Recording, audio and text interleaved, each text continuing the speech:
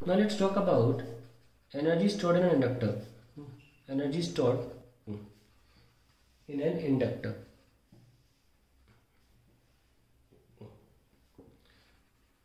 देखिए ये जो इंडक्टर है ये हमारे सोर्स करंट को अपोज करता है, सोर्स करंट को अपोज करता है। तो इस सोर्स करंट को मेहनत करनी पड़ती है जीरो से मैक्सिमम पहुंचने में। बिना इंडक्टर के ज़्यादा मेहनत नहीं करनी पड़ रही थी, लेकिन इंडक्टर आने के बाद इसे मेहनत करनी पड़ती है। ये सुन लो, तो ये जो मेहनत होती है ना, वर्क डन, ये जो वर्क करता है जीरो से मैक्सिमम बनने में, ये किसी के खिलाफ कर रहा है। जैसे कि हम स्प्रिंग ब्लॉक सिस्टम को देखें तो जो स्प्रिंग ब्लॉक सिस्टम में ब्लॉक है वो ऐसे रखा रहता है। अगर आपको खींचना है, दबाना है, दोनों में आपको मेहनत करनी पड़ेगी। जब मेहनत करते हो ना तो आप सिस्टम में एनर्जी डाल देते हो। जब भी आप मेहनत करते हो सिस्टम में एनर्जी डाल, पेन रखा है, आप इसे उठा रहे हो, आप इस पेन में एनर्जी डाल रहे हो, क्योंकि आप किसके खिलाफ काम कर रहे हो, that is gravity. So whenever you are doing, system कौन इंडक्टर है, आप इंडक्टर के खिलाफ काम कर रहे हो। इस करंट को जीरो से मैक्सिमम रिटेन करने में इस इंड्यूस करंट के खिलाफ जाना पड़ता है। तो क्या लिखेंगे, when a current grows through an inductor,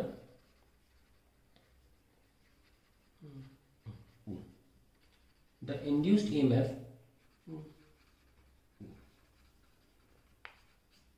या करंट जो बोलना चाहो, opposes its growth and hence the source current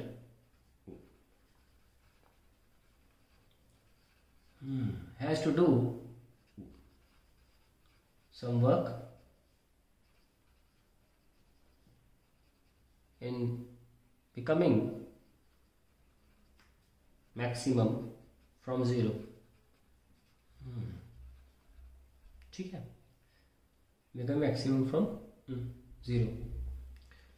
तो लिख सकते हैं लेट, क्योंकि करंट लीनियरली नहीं बढ़ रहा है, करंट एक्सपोनेंशियली या ऐसे फॉर्म से बढ़ रहा है, इसमें यूनिटरी मेथड नहीं लगाया जा सकता, इसलिए हमें इंटीग्रेट करना पड़ेगा। ठीक है, तो लेट डी डब्ल्यू be the small work done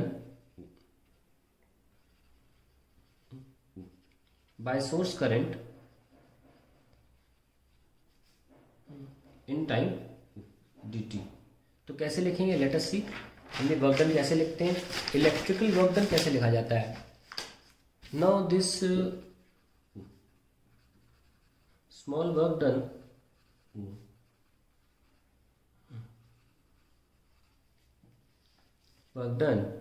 gets converted to energy stored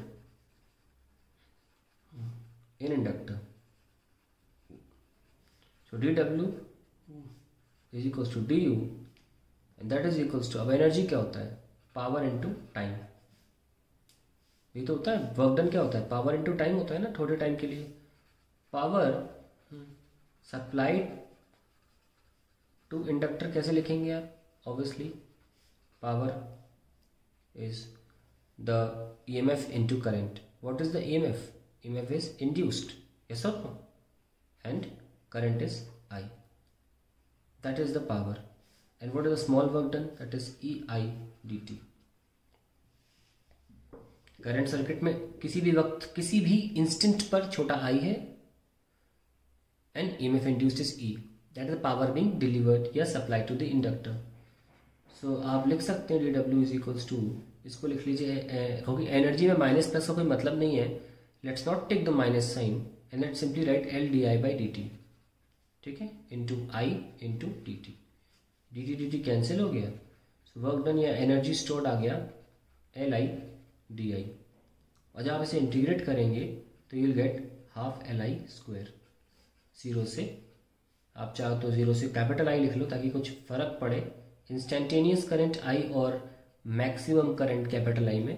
So that is how you get to the formula half Li square। Now if you say, if you see that this half Li square is very very related to the kinetic energy formula half mv²। And आप देख सकते हैं इसे मास inertia को इशारा करता है। मैंने पहले ही बोला है जो इंडक्टेंस है वो इलेक्ट्रिकल इनर्शिया होता है, इलेक्ट्रिकल इनर्शिया होता है। तो ये एनालॉजी बहुत इंपॉर्टेंट है, यह ध्यान रखें। So that is all about the energy stored in an inductor. Now एक बहुत इंपॉर्टेंट पॉइंट यहाँ सामने आता है। हम कहते हैं कि energy stored in inductor is in the form of magnetic field। कैसे प्रूफ करें? एनर्जी आ गई हाफ LI स्क्वायर, और हमने L को ऑलरेडी प्रूफ किया था mu not N square A upon L। याद करें L प्रूफ होता है, शायद आपने कहीं और पढ़ लिया हो तो वहाँ पे अक्सर ये वाला प्रूफ करवाते हैं।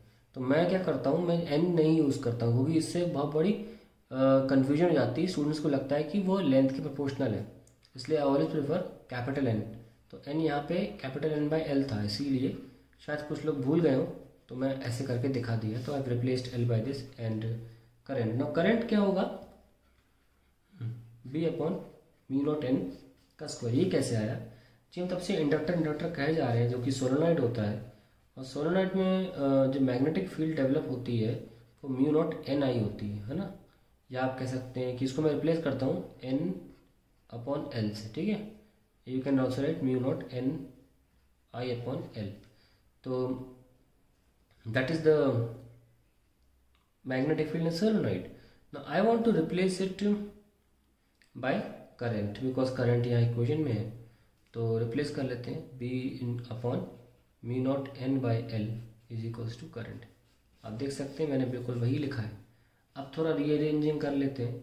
Mu not N square A/L into B square upon, ऊपर L आ जाएगा स्क्वायर में, okay, upon mu not square N square, क्योंकि स्क्वायर पूरे पर है। ये तो गया, एक म्यू नॉट गया, एक L गया, क्या आया? B square by 2 mu naught into LA, and that is the energy stored in the form of magnetic field, you can easily see।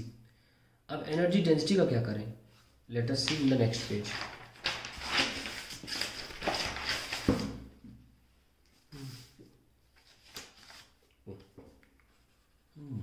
Energy density होता है एनर्जी अपॉन वॉल्यूम। ये हमने energy density electrical field वाले chapter में भी देखी थी, इसमें हाफ एप्सिलॉन E स्क्वायर आया था। यहाँ भी वही है, लेकिन एक इंडक्टर के लिए इसका वॉल्यूम क्या होता है? उसकी लेंथ और उसका क्रॉस सेक्शनल एरिया, है ना।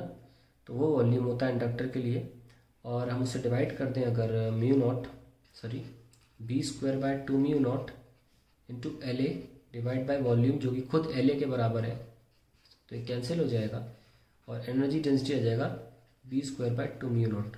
It's a very important expression, you should remember it.